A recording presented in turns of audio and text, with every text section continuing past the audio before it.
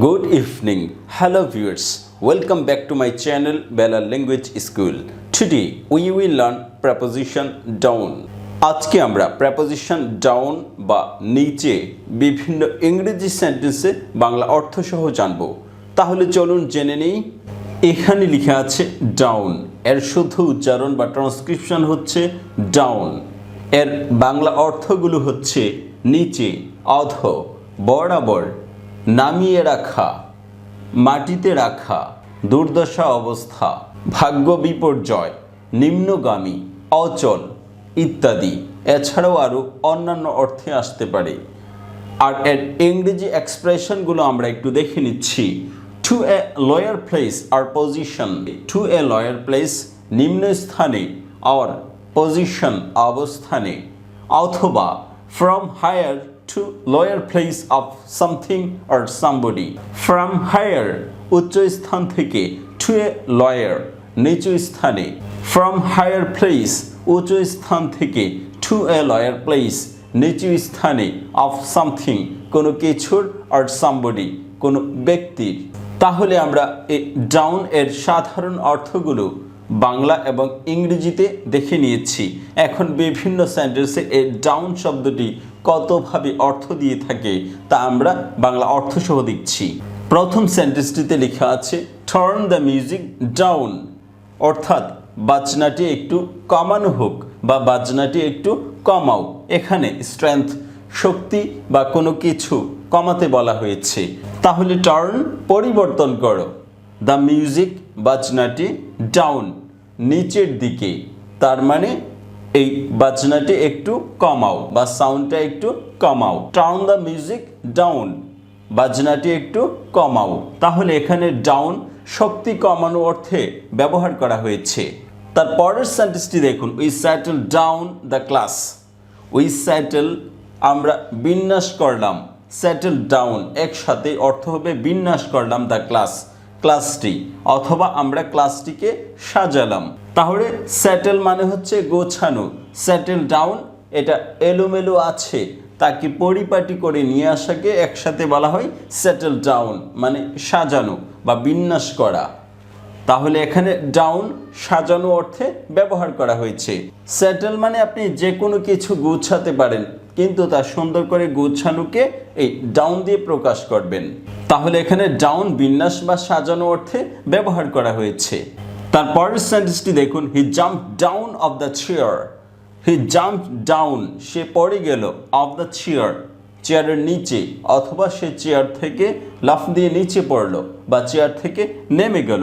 তাহলে he jumped সে লাফ দিল, ডাউন নিচের দিকে, আর অফ মানে হচ্ছে বিচ্ছিন্ন, সে উপরে চেয়ারের সাথে সংযুক্ত ছিল বা বসা ছিল, নিচে পড়ে গিয়েছে বা নেমে গিয়েছে, এটাকে অফ দ্বারা প্রকাশ করা হয়, দ্য চেয়ার চেয়ার থেকে।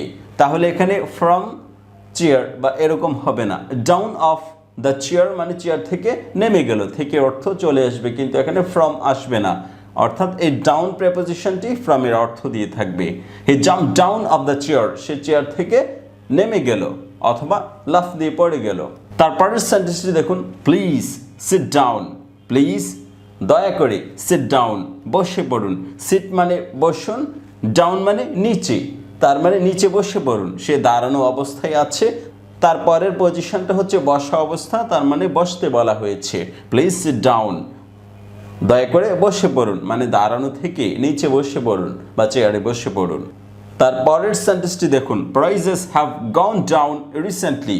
প্রাইজেস মানে দ্রব্যমূল্য, হ্যাভ গন গিয়েছে, ডাউন নিচে নেমে, তাহলে নিচে নেমে গিয়েছে, রিসেন্টলি সম্প্রতি, সম্প্রতি পণ্যের দাম কমে গিয়েছে। তাহলে এখানে ডাউন কমা অর্থে ব্যবহার করা হয়েছে, অর্থাৎ বেশি থেকে কমেছে, আগে বেশি দাম ছিল এখন কম দাম হয়ে গিয়েছে। তারপরের সেন্টেন্সটি দেখুন, প্লিজ লাই ডাউন দয়া করে শুয়ে পড়ুন। তাহলে লাই মানে হচ্ছে শোয়া আর ডাউন মানে হচ্ছে নিচে, তাহলে শুয়ে পড়ুন, বসা অবস্থায় আছে তাকে বলা হয়েছে বসা থেকে নিচে শুয়ে পড়তে। তাহলে এখানে ডাউন বসা থেকে নিচে অর্থে ব্যবহার করা হয়েছে। তারপরের সেন্টেন্সটি দেখুন, they flew down to deck. They flew down তারা যাত্রা করলো, টু জায়গা ঢাকার দিকে। তাহলে এখানে দে ফ্লিউ তারা যাত্রা করলো ডাউন দিকে টু ঢাকা, ঢাকার ডাউন টু ঢাকা, অথবা টু না দিলেও এখানে হবে দে ফ্লিউ ডাউন ঢাকা, তারা ঢাকার দিকে যাত্রা করলো। তাহলে এখানে ডাউন দিকে অর্থে ব্যবহার করা হয়েছে। তার পরের সেন্টেন্সটি দেখুন, houses are more expensive down south. Houses are ঘরবাড়িগুলো হয়, মোর এক্সপেন্সিভ খুবই ব্যয়বহুল, ডাউন সাউথ দক্ষিণ দিকে, দক্ষিণ দিকে ঘরগুলো একটু বেশি মূল্যবানের। তাহলে এখানে ডাউন দ্বারা দিকে অর্থে ব্যবহার করা হয়েছে। তার পরের সেন্টেন্সটি দেখুন, রাইট ডাউন দ্য ইসে। রাইট ডাউন লিখে ফেলুন, দ্য ইসে প্রবন্ধটি। তাহলে এখানে উপর অর্থে ব্যবহার করা হয়েছে। কোনো কিছুর উপর কিছু লিখতে অথবা কোনো তালিকায় কারো নাম উঠাতে বলতে হয় রাইট ডাউন লিখে ফেলুন, মানে কোনো কিছুর উপরে লিখে ফেলুন বলতে ডাউন ব্যবহার করা হয়। দ্য ইসে, ইসেটি, রাইট ডাউন দ্য ইসে, ইসেটি লিখে ফেলুন অন দ্য পেপার, কাগজের উপর। তাহলে এখানে ডাউন উপর অর্থে ব্যবহার করা হয়েছে, যদিও এখানে পেপার উল্লেখ করা নেই। তার পরের সেন্টেন্সটি দেখুন, উই ওয়ার টাকা 100 ডাউন। উই ওয়ার টাকা 100 ডাউন এর অর্থ হচ্ছে আমাদের 100 টাকা ক্ষতি হয়ে গিয়েছে। কোনো কিছু শুরু করেছিলাম, পরিশেষে আমরা দেখলাম যে 100 টাকা ক্ষতি হয়ে গিয়েছে। এই ক্ষেত্রে এই সেন্টেন্সটা ব্যবহার করা যেতে পারে, উই ওয়ার টাকা 100 ডাউন, আমাদের 100 টাকা ক্ষতি হয়েছে বা লস হয়েছে। তারপরের সেন্টেন্সটি দেখুন, tears roll down her face. Tears অশ্রুজল, রোল ডাউন গড়িয়ে পড়লো, হার ফেস তার চেহারা থেকে বা চক্ষু থেকে। তাহলে এখানে রোল ডাউন অর্থ হচ্ছে গড়িয়ে নিচে পড়লো, এই ডাউন অর্থ হচ্ছে নিচে অর্থে ব্যবহার করা হয়েছে, ওপর থেকে কোনো কিছু নিচে, রোল ডাউন গড়িয়ে পড়লো। তাহলে এখানে ডাউন উঁচু থেকে নিচে অর্থে ব্যবহার করা হয়েছে। তারপরের সেন্টেন্সটি দেখুন, গো ডাউন দ্য রোড, রাস্তায় বের হন। অর্থাৎ আপনি বাসায় আছেন, এখন আপনি নিচে নামবেন, নিচেই রাস্তা আছে, এটাই বোঝানো হয়। তাহলে বলা হয় গো ডাউন দ্য রোড, রাস্তায় নামুন, মানে বাসা থেকে রাস্তায় নামুন। উঁচু জায়গায় আছেন আপনি, কোনো শপে আছেন বা বাসায় আছেন, তখন রাস্তায় যাবেন, এক্ষেত্রে বলতে হয় গো ডাউন। এখানে ডাউন নিচে অর্থে ব্যবহার করা হয়েছে। তারপরের সেন্টেন্সটি দেখুন, he lives just down the street. He lives সে থাকে, জাস্ট ডাউন দ্য স্ট্রিট রাস্তার সামনে। তাহলে এখানে ডাউন সামনে অর্থে ব্যবহার করা হয়েছে, মানে পজিশন। তারপরের সেন্টেন্সটি দেখুন, he bent down to pick up mango. He bent down সে নুয়ে পড়লো, টু পিক আপ ম্যাঙ্গো আমটি উঠানোর জন্য। তাহলে বেন্ট ডাউন মানে হচ্ছে নুয়ে পড়া। তাহলে এখানে বেন্ট ডাউন নিচু বা নুয়ে পড়া অর্থে ব্যবহার করা হয়েছে ডাউন শব্দটি। তারপরের সেন্টেন্সটি দেখুন, হি ক্লাইম্বড ডাউন দ্য ট্রি। সে গাছ থেকে নেমে পড়লো। ক্লাইম্ব আপ অর্থ হচ্ছে উপরে ওঠা, ক্লাইম্ব ডাউন অর্থ হচ্ছে বেয়ে নিচে নামা, বেয়ে উপরে ওঠা, বেয়ে নিচে নামা। তাহলে এখানে ডাউন নিচে অর্থে ব্যবহার করা হয়েছে, ক্লাইম্ব ডাউন বেয়ে নিচে নেমে আসা।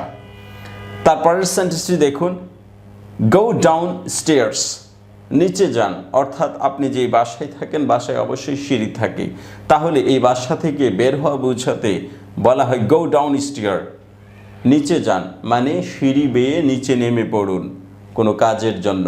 তাহলে এখানে ডাউন নিচে অর্থে ব্যবহার করা হয়েছে, যদিও বাংলা অর্থে সিঁড়ি শব্দটি উল্লেখ করতে হয় না, নিচে যান এতটুকু বললেই ইংরেজিতে বলতে হয় গো ডাউন স্টেয়ার, নিচে যান। স্টেয়ার্স মানে হচ্ছে সিঁড়ি। তারপরের সেন্টেন্সটি দেখুন, the system was down all day. The system was down, এই পুরো প্রক্রিয়াটা ডাউন ছিল, অল ডে সারাদিন। তাহলে এখানে ডাউন স্লো অর্থে ব্যবহার করা হয়েছে। তারপরের সেন্টেন্সটি দেখুন, I feel a bit down today. আমি আজকে একটু ভালো অনুভব করছি। তাহলে আগে খারাপ ছিলাম বা অসুস্থ ছিলাম বা আনহ্যাপি ছিলাম, সেই ক্ষেত্রে আপনি একটু ভালো পজিশনে চলে এসেছেন, এটাকে বোঝাতে এই সেন্টেন্সটি ব্যবহার করবেন।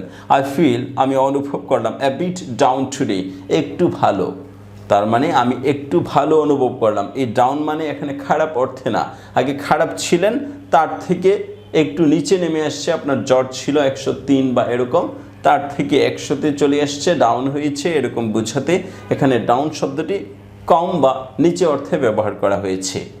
এভাবে ডাউন প্রেপোজিশনটি ইংরেজিতে যতভাবে ব্যবহার করা হয় সবগুলো বাংলা অর্থ সহ আমরা জেনে গিয়েছি। Thank you so much for watching this video.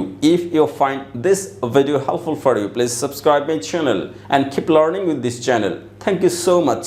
Stay well. Bye bye.